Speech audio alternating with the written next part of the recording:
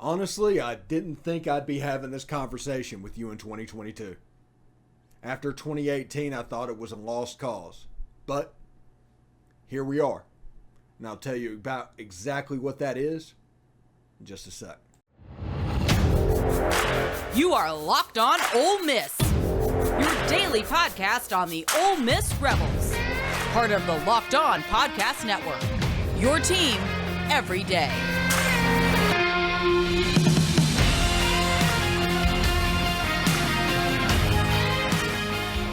All right, thank you for tuning into the Locked On Ole Miss podcast. I am your host, Stephen Willis, at the Stephen Willis on Twitter. We talk about all kinds of stuff. There's Ole Miss stuff, there's soccer stuff, there's no telling what you might find on there.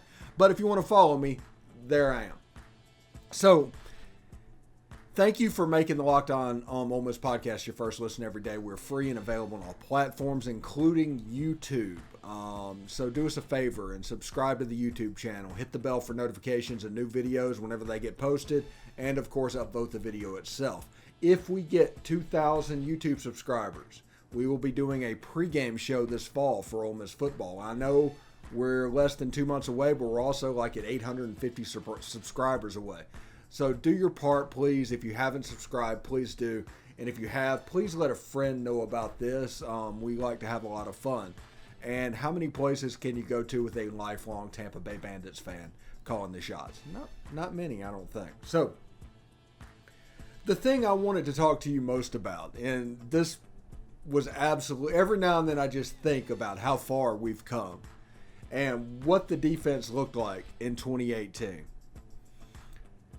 to where we are now, to where Ole Miss could have a dominant defensive unit. Yeah, I've said it.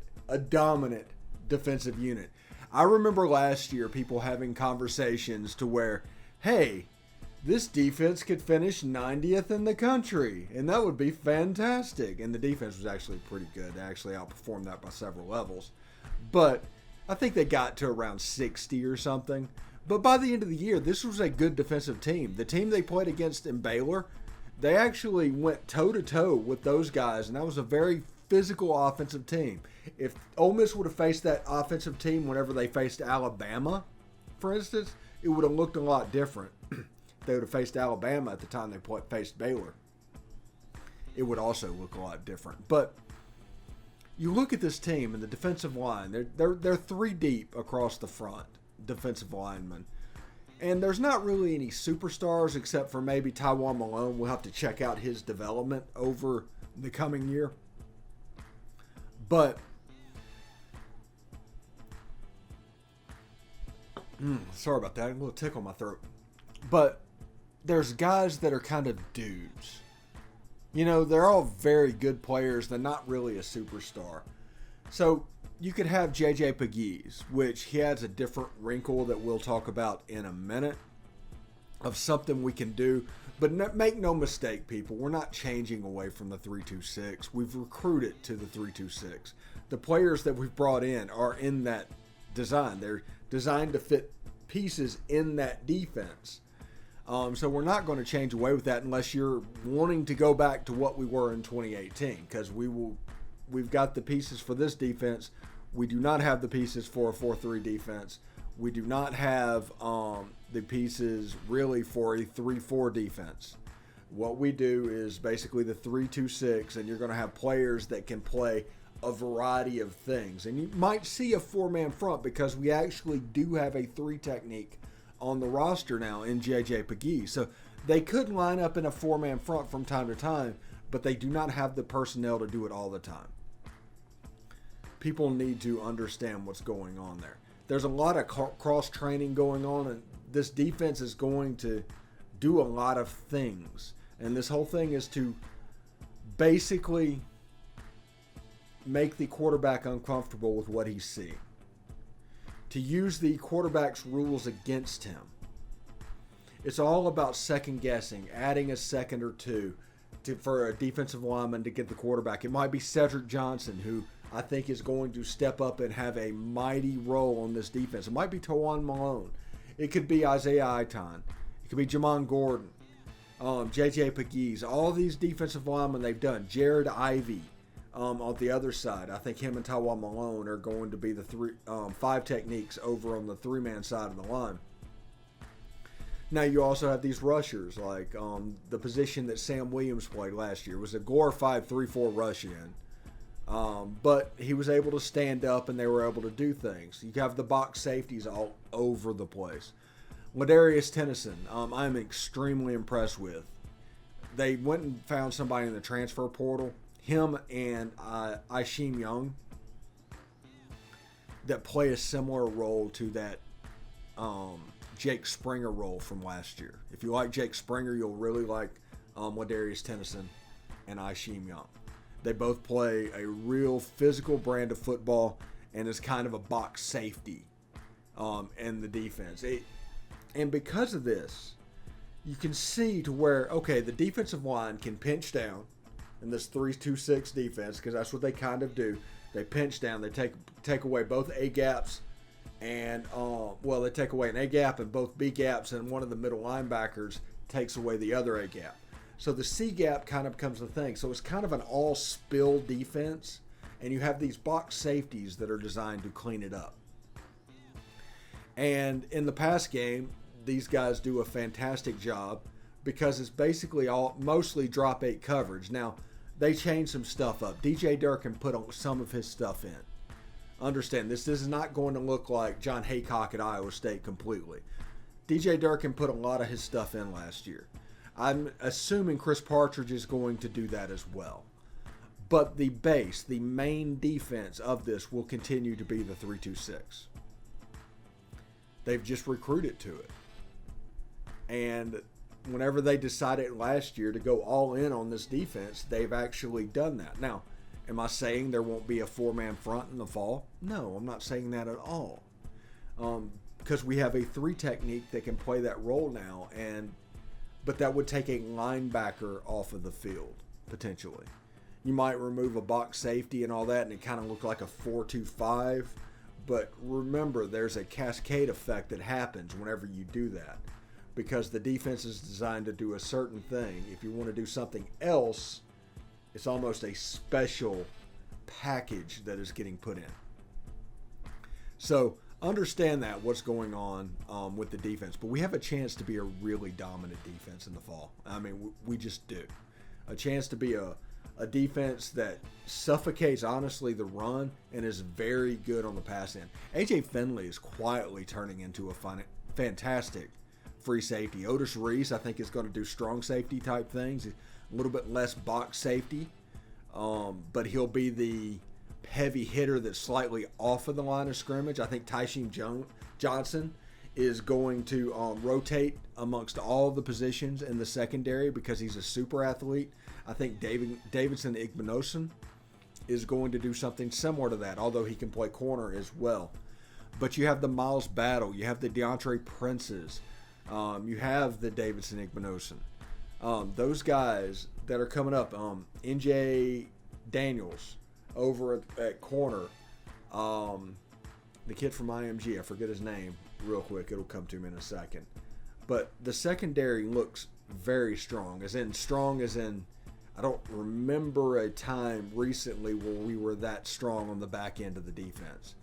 That in conjunction with us being 3 deep on the defensive line, give us a little bit of room. That's 9 players out of 11. Now, with Troy Brown and Kari Coleman, former Big 12 Freshman of the Year, he's moving to the linebacker position. I've heard it might not take, but we'll see how this looks. He's an extremely physical player. Players tend to struggle from time to time whenever they play with their hand down to their hand not being on the ground. But this is a little bit different defense than maybe you're used to. So him and Troy Brown fit a role nicely, and they have some help around them to grow into things. And because of that, I think in the early part of the season, they have a chance to develop. And you also have your Austin Keys, your Ashanti Sistrunk. Those guys, I think Jack Brown has moved to the defensive line full time. Those guys that have been developing in the system for a long time. And Ashanti Sistrunk is a heck of a player. I think our linebacker position is going to be fine. It's not looking like a 2017 situation. It's not looking like a 2018 situation. I think it has a chance to be fine. So on the defensive side of the ball, you have you have a borderline elite secondary. And remember, that's 6 out of the 11 play in that position. You have 3 deep on the defensive line of very good players. And you have a linebacker core that is going to have some time to grow. And Chris Partridge is going to have some time to grow. And Maurice Crum is going to have some time to grow.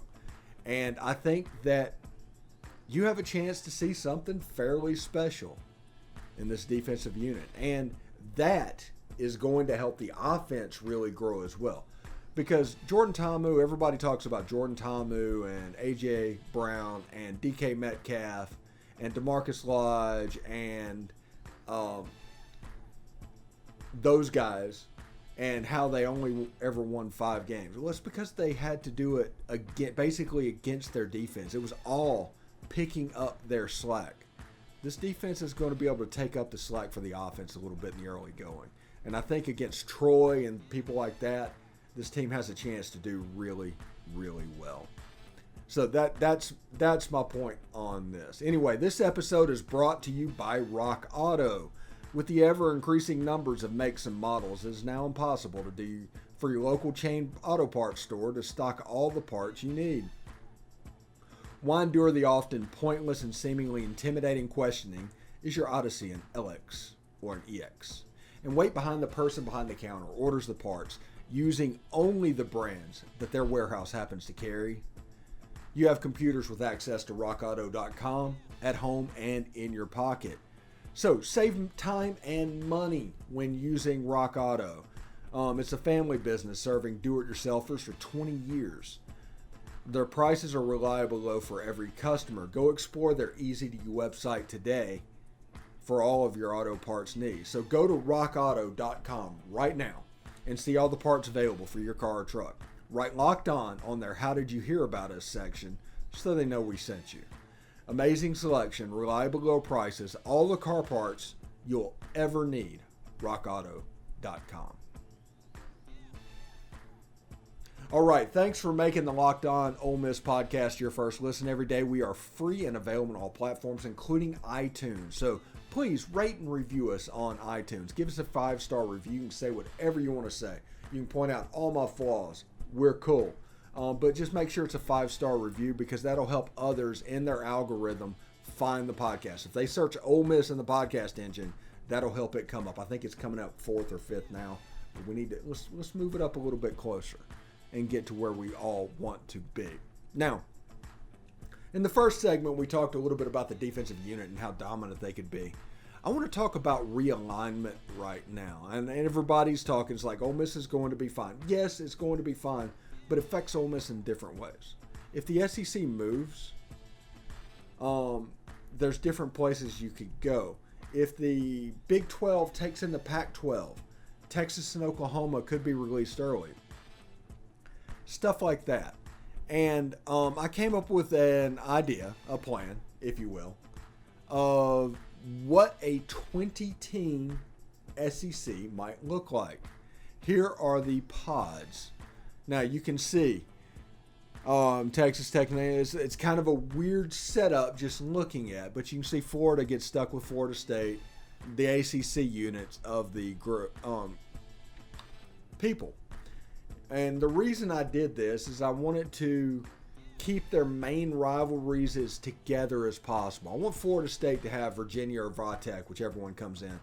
Clemson or UMC and NC State, whichever one of them comes in. I wanted them to keep that. But I also added on this 2 permanent opponents. And this would allow like Texas to play Oklahoma and Arkansas.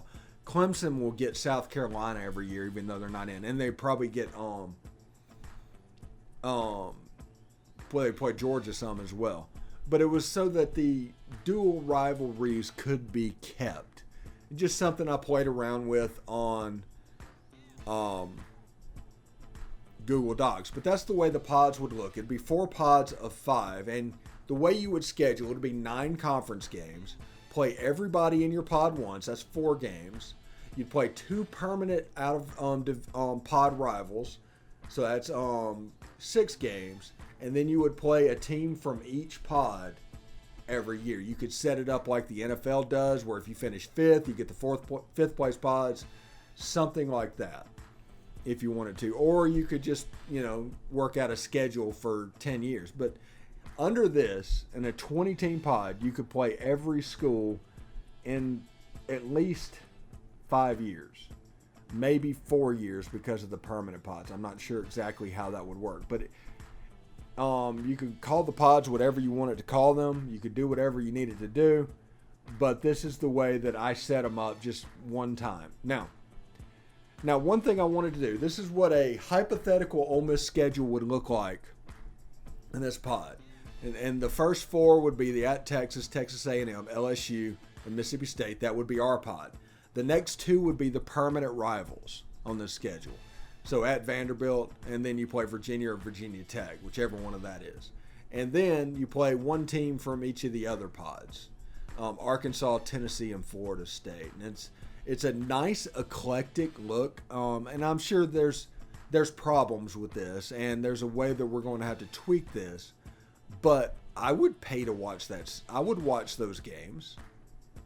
I mean, even in as far as SEC games go, that would be a heck of an SEC slate. That would be home games against A&M, Mississippi State, Virginia Tech, and Tennessee in an off year, because the next year Ole Miss would have 5 home games within the conference. So you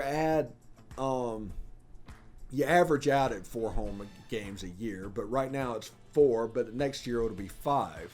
And that'll take up with your non-con slate. And I don't know if there's going to be Power 5, Group of 5. However this looks, I'm not 100% sure. The SEC might do away with their mandate, but they're contractually obligated, so that might stay. My opinion is that the SEC will eliminate one of its Group of 5 games. I think the Power 5 game will stay, and I think the FCS game will stay. That's counterproductive and counterintuitive, but I do think the SEC is looking at this as doing charity work at this point. So they pay a bunch of money so Central Arkansas can come in. That game is going to stay. The game that will go away, Ole Miss this year plays Tulsa and Troy. One of those 2 games would go away under this system. I think you can actually get them cheaper, but I think the FCS game is going to stay because I think the SEC views it as basically charity at this point. So that is how I view the pod system going in the realignment talk. It's just me putting together on a spreadsheet. I do think if North Carolina and Virginia go to the Big Ten, I think the next person up would be NC State and Virginia Tech. And I think if Ole Miss, or if the SEC goes to 5 or 6 expansion from the SEC, then you will see Miami and Georgia Tech pop up. That is just my opinion. If you go to 22, it's a different scheduling altogether, but I think 20 might be the magic number. I mean, 16 fits perfectly. Understand that in this expansion situation. The SEC could stand pat because 16 is a pretty perfect number. But if you can get UNC, if you can get Virginia, if you can get Florida State, if you can get Clemson, it is worth to expand it. These are all schools that have SEC cultural followings. Now, the academics might not fit, but Texas and UNC fit. Virginia and Texas A&M fit academically. Florida's in there. The SEC, through this expansion, is turning into one heck of an academic conference. Do not let people tell you different, because it is what it is. Now, one thing that could happen, and it was brought up in my Locked On chat with Isaac from Locked On Tar Heels, he did mention the Big Ten plays a bunch more sports, which is absolutely the truth. And North Carolina moving into a conference to where all of their sports could fit could happen. The SEC is a very condensed sport-wise conference. So pay attention to that when all this is going on. But I do think if North Carolina says no, it's not going to go to Miami, it's not going to go to Georgia Tech. If North Carolina says no, it's going to go to NC State. If Virginia says no, it's going to go to Virginia Tech. And if there's 5 and 6 teams that are sponsored, it will be those guys plus Georgia Tech and Miami. But if North Carolina and Virginia say yes, Virginia Tech and North Carolina is going to be on the outside looking in. That's my opinion on all of this stuff. But it's just fascinating, folks. It's just fascinating. The ways that this could be as it goes on is just fascinating. Coming up after the break, we are going to have Cara McCutcheon, and she's going to be probably talking about realignment and all of that as well. But before we do that, I do want to tell you about Built Bar. This is from the people that invented healthy and tasty, comes the latest gift to your taste buds. You've probably tried the amazing coconut brownie chunk Built Bar, but guess what now? Your friends at Built have gone and created that as a puff, giving it the puff treatment. That's right, the coconut brownie Built Bar flavor that you love and a deliciously chewy marshmallow covered in 100% real chocolate. It's like a fluffy cloud of coconut brownie goodness. But stop drooling and listen. They're good for you. Low calorie, low sugar, high protein, and all delicious. The puffs are only here for a limited time. The coconut brownie chunk puffs are only here for a limited time. Go to Built.com now to make sure you don't miss out. They're going to go fast because they taste amazing. All Built Bars are made with collagen protein, which your body absorbs more efficiently and provides tons of health benefits. Eat something that tastes good and is good for you. Delicious coconut, rich sweet brownie, creamy marshmallow. Stop fantasizing and get to Built.com and order your box of coconut brownie chunk Built Puffs right now. So here's the offer. Go to Built.com. Use promo code LOCKED15 and get 15% off your order. Use promo code LOCKED15 for 15% off at Built.com. All right, thanks for making the Locked On Ole Miss podcast your first listen every day. We are free and available on all platforms, including YouTube. So give us a subscribe to the YouTube channel. If you already have, tell a friend. If you haven't, please do. Also, hit the bell for notifications and new videos when they go up, and of course, upvote the video itself. It is Thursday. It's Cara McCutcheon Day, and how you doing, Cara? Doing good. Glad to be back. Still on my baseball high here. Yeah, I hope you watched that. Yeah, it's been washed. Yeah. They already won, so it's definitely been washed. Okay, today, realignment's the big news. The second segment of the show was basically all about realignment and my 20-team SEC draw out of what a potential Ole Miss schedule would look like and what the pods would look like. Now, you're following realignment as well on Twitter, and there's been a lot of talks about mergers recently. And what are you hearing? So there's a lot of different rumors going on. I think the newest one is that the ACC and the PAC are having some sort of loose partnership that would end. Yeah, loose partnership, because we saw the alliance did so well already. So having some kind of loot there where there would be a championship between the two in Vegas. That was kind of discussed this morning as a rumor. There's rumor that the Big 12 is trying to get, I think, Washington, Oregon, both Arizonas, and then Colorado. So that's been up. Not a lot from the Big 10 on what they're doing, where Notre Dame's at, and what's kind of going on there. So there's a lot of discussion that maybe the ACC is trying to buy in some time because they know they're kind of next to be kind of picked apart. So lots and lots of rumors happening. Yeah, absolutely. And one of my thoughts when I read this, and I don't know if this is potential, and if anybody watching this is a lawyer, you can put a comment down below and tell me I'm an idiot. But if they negotiate for more money for a championship game between the Pac-12 and the ACC in Las Vegas, would that not constitute a renegotiation of rights, and the grant of rights potentially get thrown out the window? Yeah, I think that's also been discussed, is if they do these things that it would cause a renegotiation, which I think if a renegotiation occurs with the ACC, then SEC is definitely probably coming in at that point. Yeah. At that point right there, I almost think these teams are trying to force this to happen so they can legally get out of their grant of rights. Get out of their contract, right? So I think so. I know Clemson. There's a lot of talks about Clemson, Virginia Tech. I think it's Clemson, Virginia Tech, Florida State, and maybe Miami that are wanting to come to the SEC. So and North Carolina as well. They're probably the big dog that they would want to get over the Big Ten, but the Big Ten also probably wants them.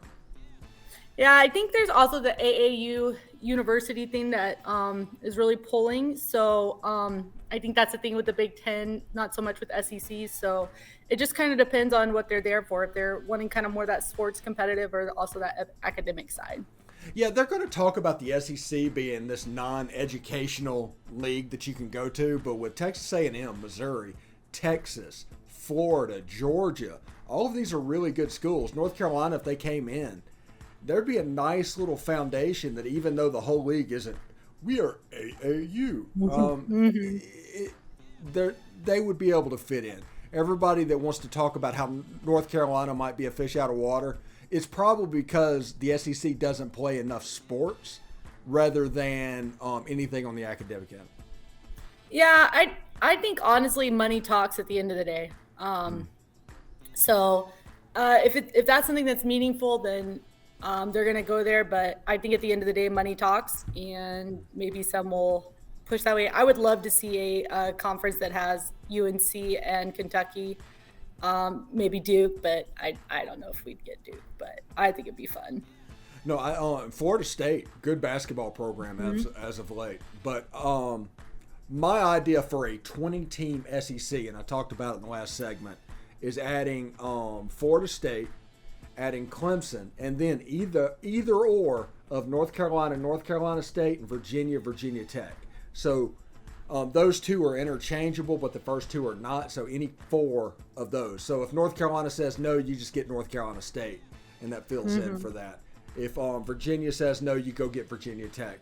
And you have 4 pods of 5, and you play everybody in your pod, 2 permanent rivals, and then 1 team from every other pod every year. And it works out to where like every 4 or 5 years you play everybody in the 20-team conference.